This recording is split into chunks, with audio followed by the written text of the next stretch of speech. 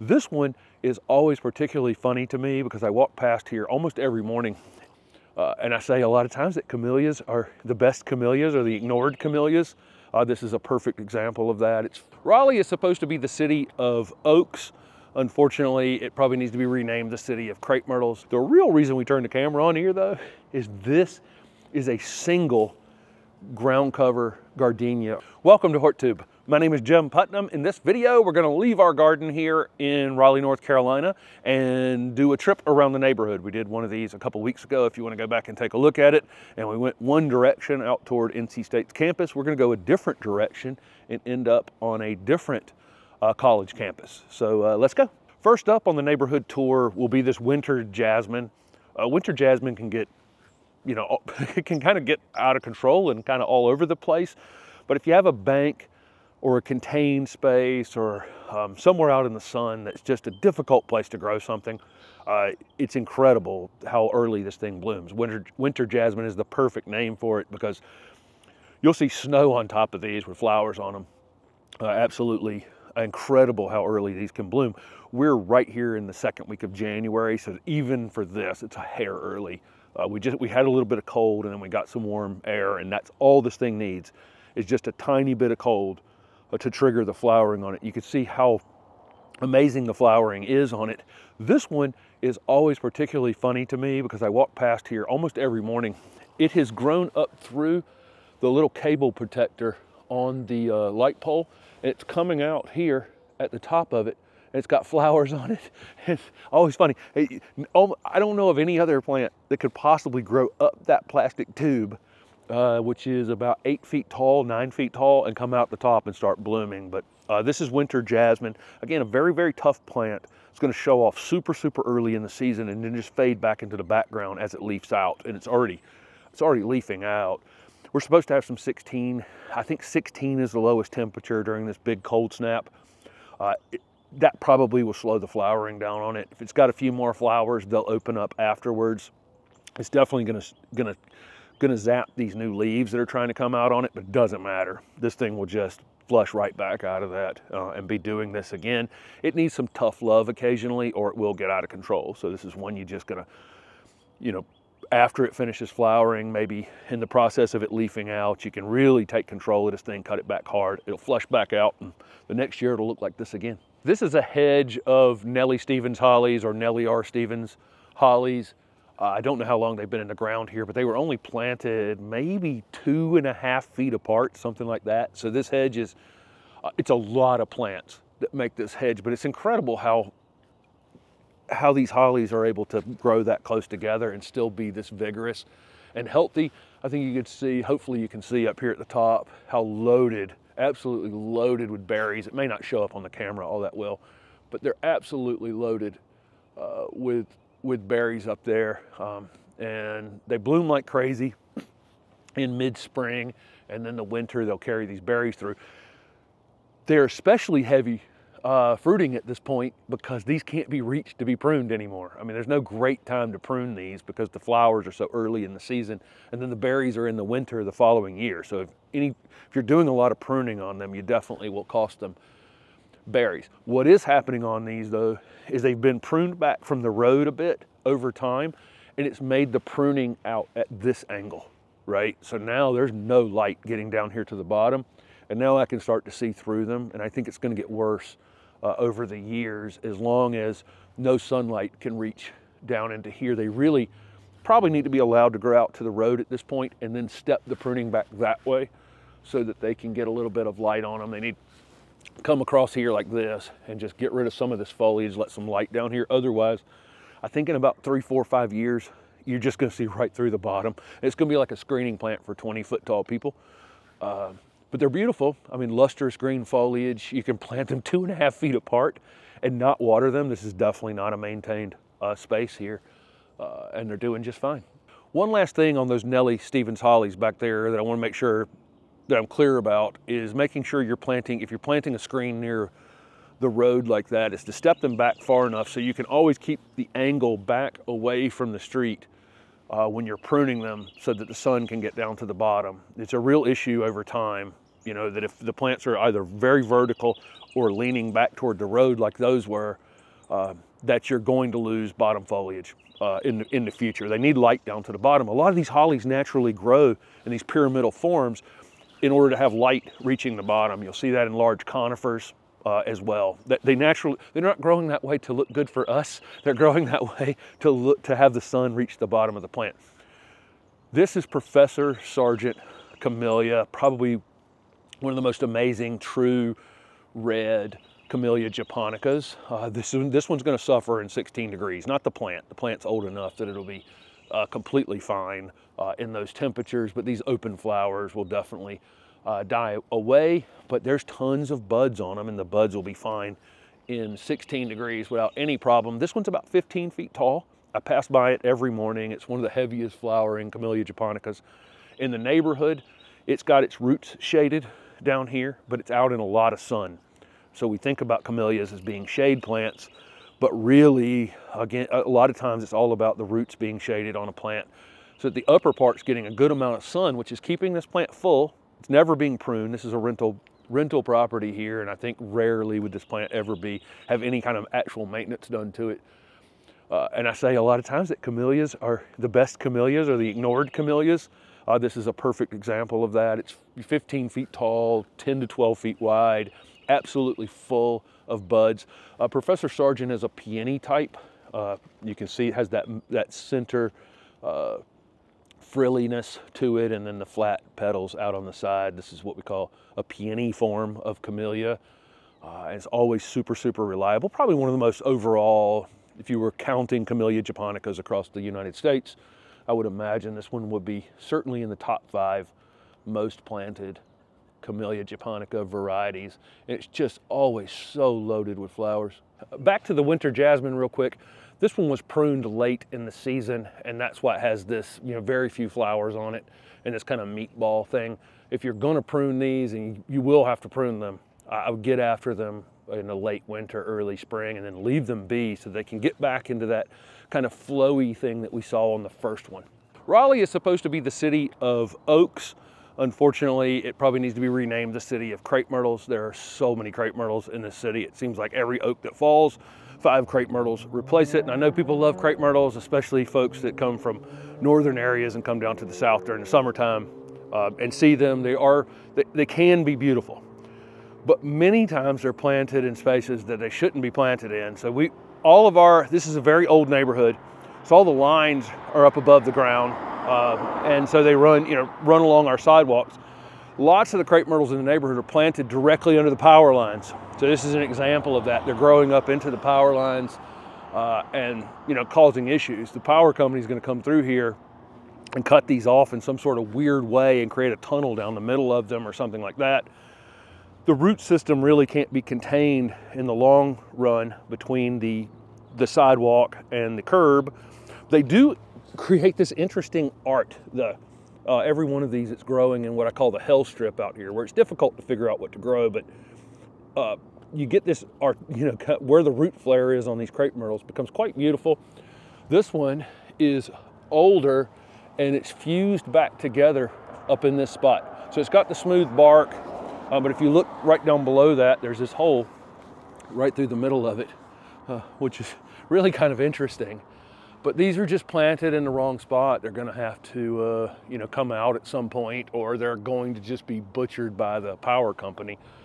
And they're just, no matter where you go in the neighborhood, this was the choice that was planted, under the power lines, and none of them are ever going to be crepe myrtle-like. They're not going to be allowed to come into their full form, where they have the combo of the flowers and the beautiful bark and the exfoliating bark and the interesting root flare and all the things that are crepe myrtle-like. These will just get butchered, and we'll show you a couple more on the walk back home. Where the crepe myrtles are cut off from the top, you get this root suckering down at the bottom. So you get this, basically a colony. And once you get this and they're not being cut off, this is all stealing energy from the tree, these smaller little suckers. And so none of the tree actually performs all that well. All of these suckers need to be cleaned out. And so, where the power company's trying to keep these below the power lines, it colonizes like this. It just doesn't, you know, there's nothing crepe myrtle-like about that crepe myrtle.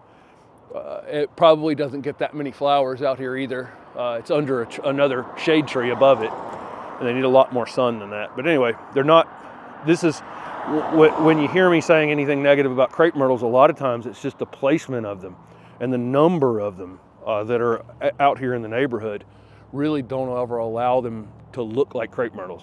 Couldn't walk past the oleander without filming it. These are, if you look up oleander, the number one thing you're going to see is they're poisonous. So don't eat them. I think everything is smart enough not to eat them.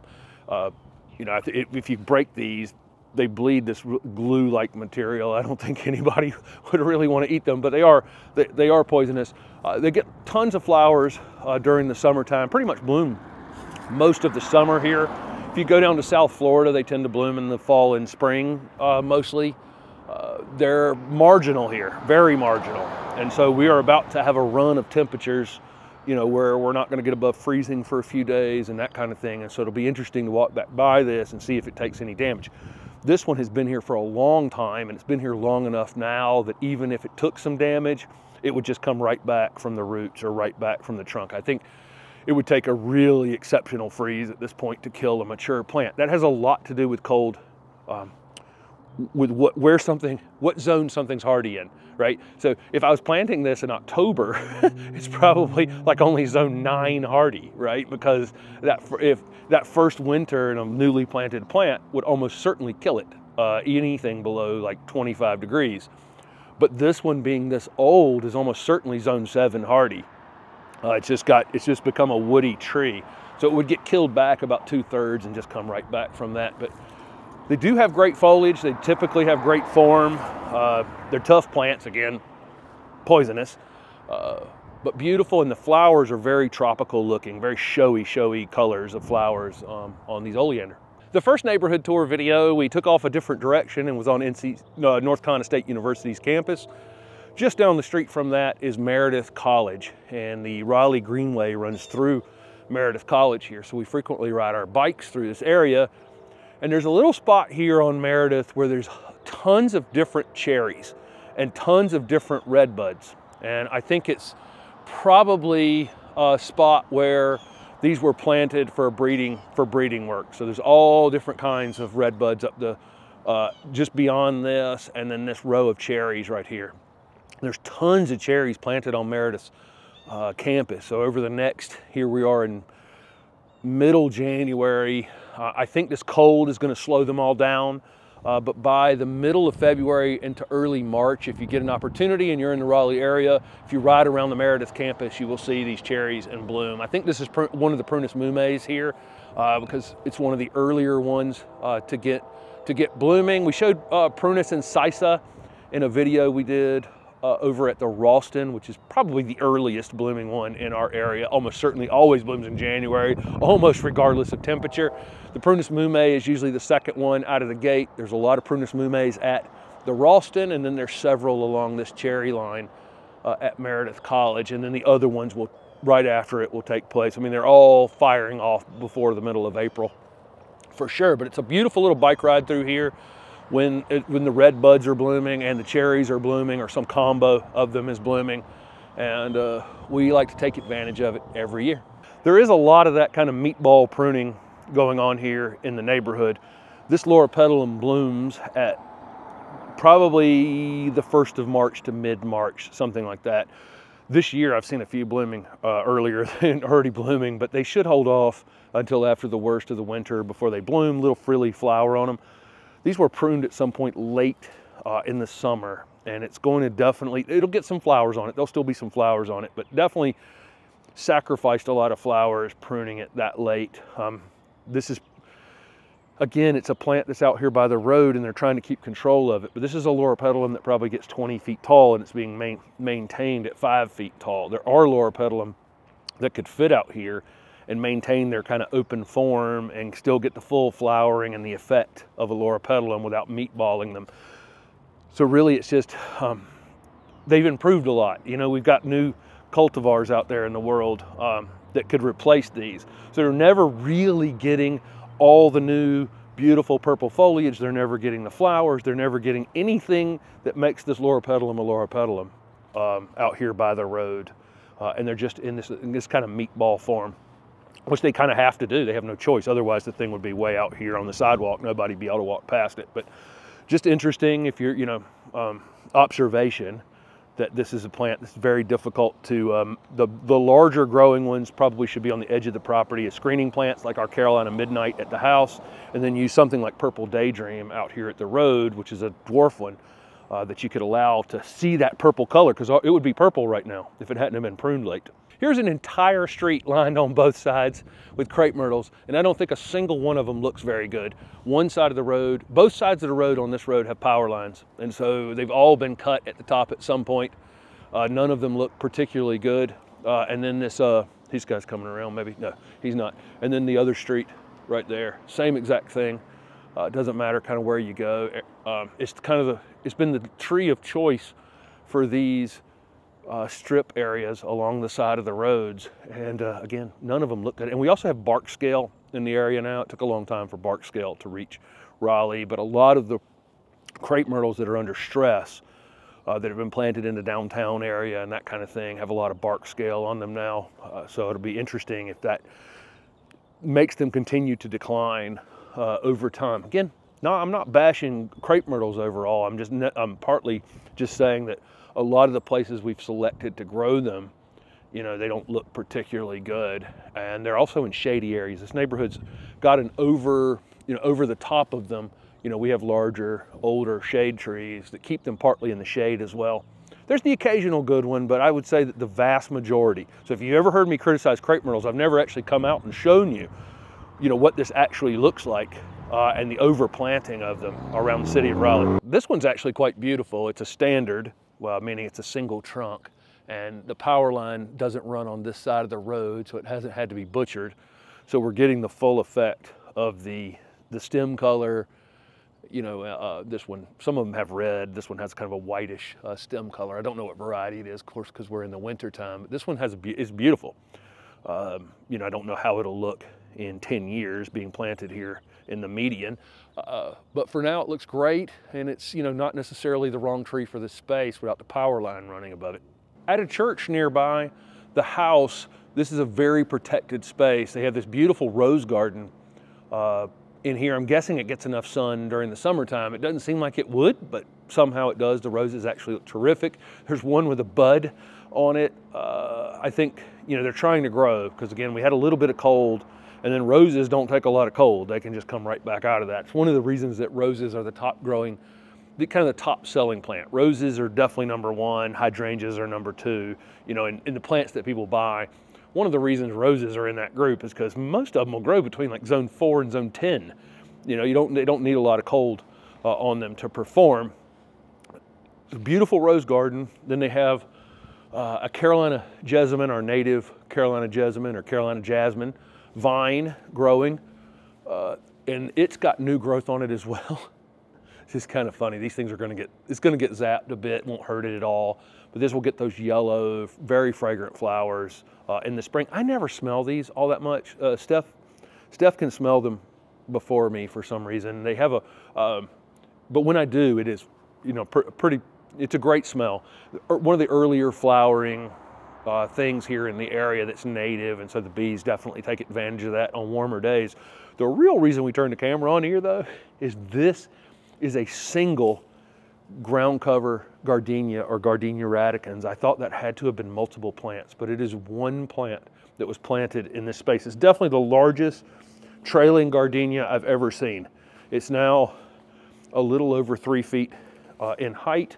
It must be 12 feet wide by 12 feet wide, something like that. Unbelievable, I would imagine. It's budded up right now, which is super, super early. I think that it's probably going to take a little bit of hit, but it's in this protected space. These will bloom around May. Gardenias tend to be one of the later things that blooms each season. But an incredible plant. Again, I've never seen, any tag you saw for radicans gardenia would say 1 to 2 feet in height and maybe 3 to 4 feet in width. This is 3.5 to 4 feet high and 12 feet in width, given a protected space here in our area.